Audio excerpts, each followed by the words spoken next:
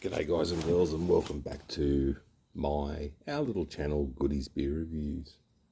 I've got a mystery beer review just going on, and I'll tell you why quickly.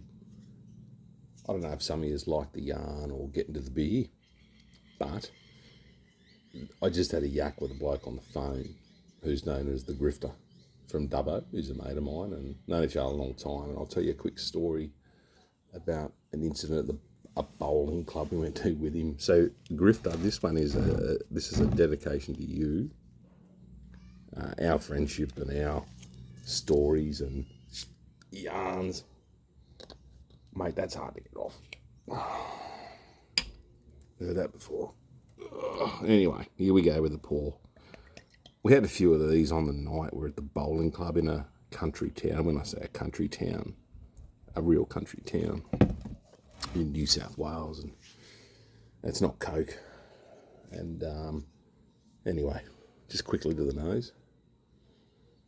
Yeah, you don't not know this taste. Chocolate, malt, chocolate and malt, biscuit come through. Yeah, always get a little bit of good head.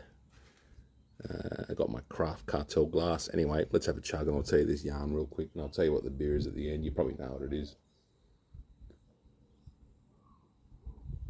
It's in a big bot today, big bot. It's funny when you go to the drive-through, can you get a couple of big bots? They think you're going to drink them on the way home, driving home, and they know I only live up the road, so they must think, Christ, like, hard up for a brew. But yeah, got the old anonymous wrapping, like you don't know what it is.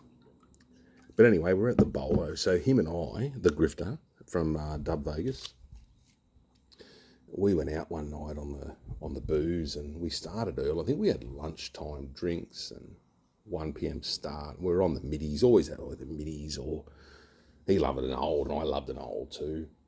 And he loved that Kent Old Brown, Newcastle brew, I think, from memory, Kent Old Brown. I still ask for that, and it's hard to get. And I have good memories of it being a brown ale, I think, and it was just lovely. And I told him they had it here where I live at the RSL, but guess what? The RSL went arse up. Couldn't take him for a Kent Old Brown, so I took him around the brewery.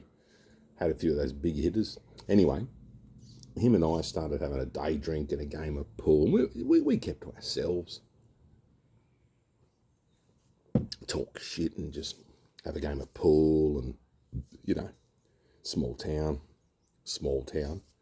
Anyway, there's this bloke in town. His nickname was Pecker. I think his name was Pecker, or something with a P. Anyway, he wasn't a bad bloke. he was a character, but he was either well liked for various reasons or not liked for various reasons. And I never had a drama with him. I recall him well, and I hope he's doing all right. But yeah. Anyway, we knew that when he got on the piss and had a few beers, he turned into a would-be fighter.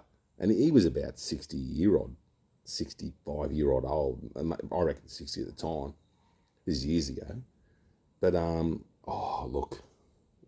thought he was a bit of a boxer when he's on the piss, or a martial artist. They think they can just take on the world and they get knocked out in one punch.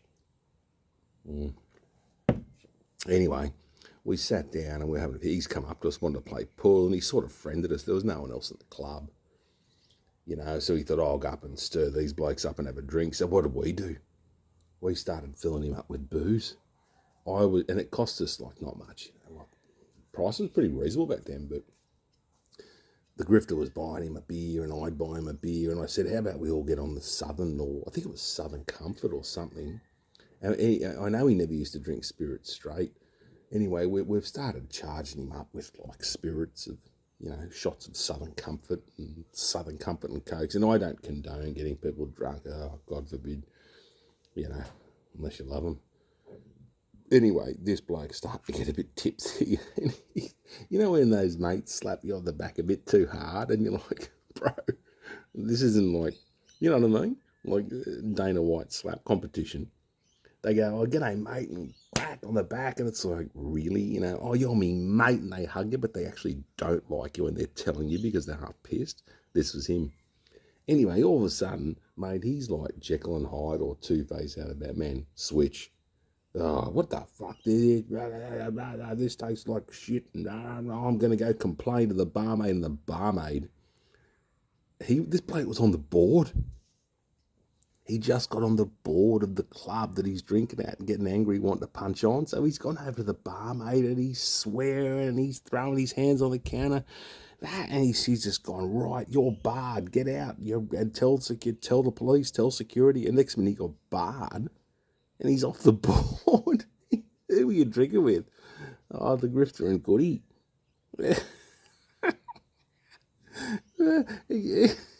He said in the morning, I remember, I think one of the neighbours was the president. He said to me, were you drinking with, oh, mate? I said, nope.